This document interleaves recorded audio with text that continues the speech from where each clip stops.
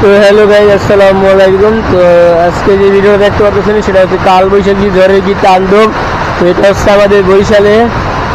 আর আপনারা দেখতে করতেছেন আমি ভিডিও করতেছি আমার ঘরে বৈশা।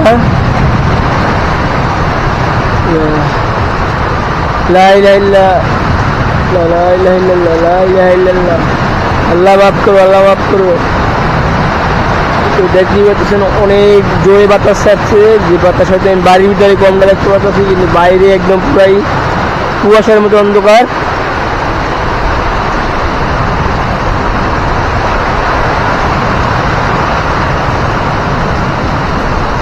হয়তো এই বৃষ্টিতে আমাদের কৃষি পণ্য অনেক ক্ষতি হবে। তো কারণ খেতে ডাই লাগানো হয়েছে, ওই যে দেখেন ওই গাছ, ওই যে দেখেন ওই যে ওই গাছ।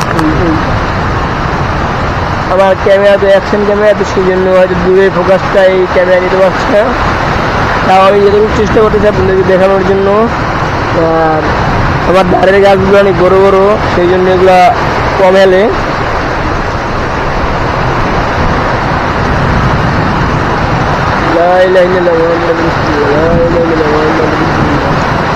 তো আজকের কালবৈশাখী ঝড়টা হয়তো অনেকটাই খারাপ হবে, তো আমি দেখতেই পেতেছি। তো নেক্সট কোনো ভিডিওতেও ট্রাই করবো আপনাদেরকে এই ভিডিওর বন্যা সম্বন্ধে যে কত গাছপালা ভাঙতে বসে, তো এটা আপনাদেরকে দেখানোর যদি পারি টপিকে তুলায়। আর যদি না পাই কিছুটা নাই, দেখে আজকে কী বাতাস কাছে দেখুন।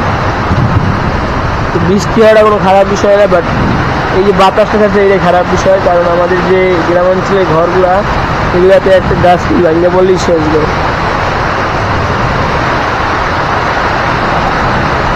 لا إله إلا الله محمد رسول الله لا إله إلا الله।